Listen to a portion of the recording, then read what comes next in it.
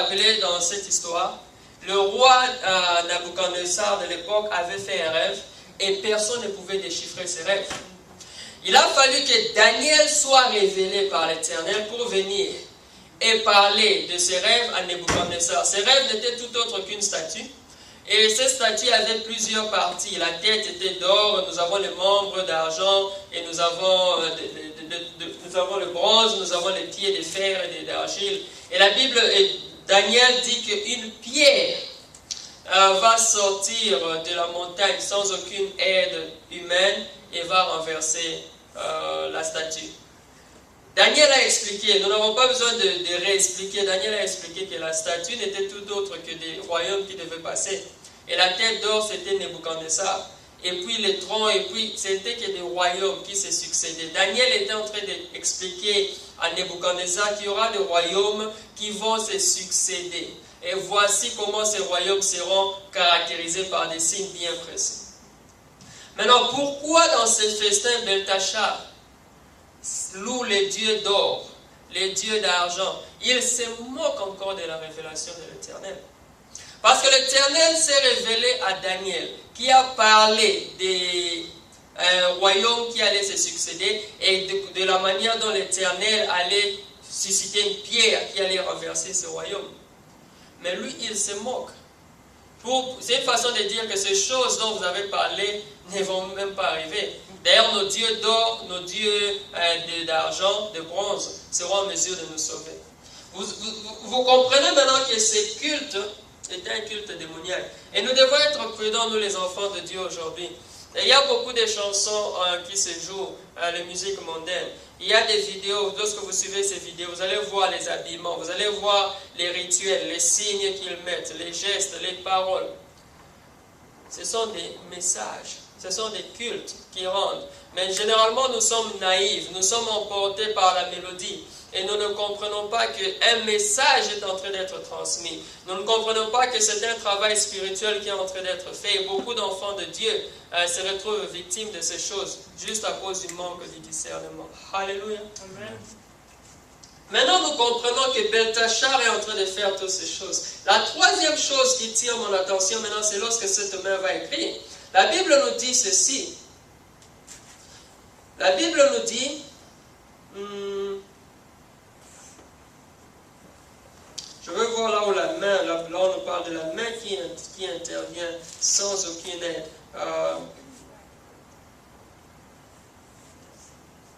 Le verset 5 nous dit, à ce moment-là apparaît le doigt d'une main d'homme qui écrivait en face du chandelier sur les plâtres de la muraille du palais royal. Je me suis encore posé la question. En face du chandelier. Pourquoi cette main a écrit? Pourquoi la Bible nous précise en face du chandelier? Et la raison est la suivante. Le chandelier est un instrument qui sert à éclairer, à apporter la lumière. Amen. Amen. Et la main est venue écrire en face du chandelier. Lorsque cette main a écrit, on dit que le roi était troublé. Personne n'a pu déchiffrer ce que cette main écrivait. En d'autres termes, le Seigneur était en train de montrer à ce roi les ténèbres que vous êtes en train de faire. Parce que c'était vraiment un culte, c'était les ténèbres. Il fallait qu'il y ait une lumière. Parce que la Bible dit les ténèbres ne régnera pas toujours. Alors il y a des fois où les ennemis, les diables, ils font des histoires, ils ont l'impression qu'ils sont en train d'être conquérants. Mais ils se rendent compte quand des choses pareilles se passent, que le ténèbre ne pourra pas toujours régner. Parce que cette main devant les chandeliers juste annonce que tout ce que vous êtes en train de faire sera mis à nu, sera exposé. Et Daniel est cette lumière qui va venir là où il y a les ténèbres de Babylone pour éclairer. Maintenant, nous qui écoutons ce message, nous sommes les Daniel. J'avais expliqué que la terre dans laquelle nous vivons est Babylone. Et nous sommes des Daniel. Nous sommes la lumière qui doit venir éclairer les ténèbres. La Bible dit que la lumière ne peut pas être cachée. La lampe doit être exposée afin qu'elle puisse éclairer. Ici, il y a quelque chose de mauvais, de malsain. Il y a le ténèbre.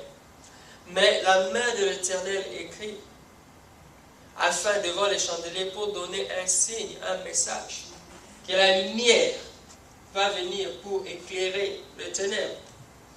Daniel, il avait reçu le nom de Beltachar. C'est un autre point très important. Amen. Amen. Nous allons comprendre qu'est-ce qui se passe ici. La Bible nous dit que lorsque le roi a vu cette main, le roi était troublé, il ne savait pas quoi faire. Et moi, je sais que je suis la lumière qui doit venir éclairer ce monde. Et Daniel était la seule personne capable de pouvoir répondre, une fois de plus, à la question du roi que le roi avait. Mais il y a quelque chose qui se passe ici de très important. J'ai d'abord le nom de Daniel. Daniel, on avait donné le nom de Beltachar. Pourquoi on a donné le nom de Beltachar? C'est juste pour illustrer à ce que le diable était en train de préparer, un esprit de confusion. Parce que nous avons d'un côté Beltachar, adorateur d'idoles, et nous avons Daniel qui est serviteur de l'Éternel, on lui donne aussi le nom de Beltachar. Et nous comprenons par là que c'est seulement la confusion, c'est ce que le diable aime faire, amener la confusion, et cette confusion a gagné l'Église aujourd'hui. Il y a la confusion dans l'Église. Il y a une chanson que le frère Patrice a chantée, il a dit « Je cherchais le monde, je l'ai trouvé dans l'Église. » Et l'Église, je l'ai trouvé dans le monde. Il dit c'était la confusion. Et nous vivons cette confusion aujourd'hui quand les enfants de Dieu, quand les Daniel ne comprennent pas que les jours sont mauvais, ne comprennent pas que nous devons racheter le temps, ne comprennent pas qu'il y a une manière à laquelle nous devons marcher avec l'Éternel, l'ennemi sera toujours en mesure d'amener la confusion. Voilà pourquoi il amène ce nom de Beltachar, pour nous amener la confusion entre un adorateur d'idole et Daniel qui sert l'Éternel. L'ennemi est rusé. Lorsque nous allons, je vais rapidement aller dans les livres de Genèse. Bon, avant d'aller là-bas, il y a quelque chose que je veux illustrer. On a dit au roi, écoute, il y a quelqu'un qui peut expliquer ce que tu as vu. On lui a dit, c'est Daniel. Il y a quelque chose de très, très important qui se passe lorsque Daniel est introduit chez le roi. La Bible nous dit au verset 12. Le verset 12, non, le verset...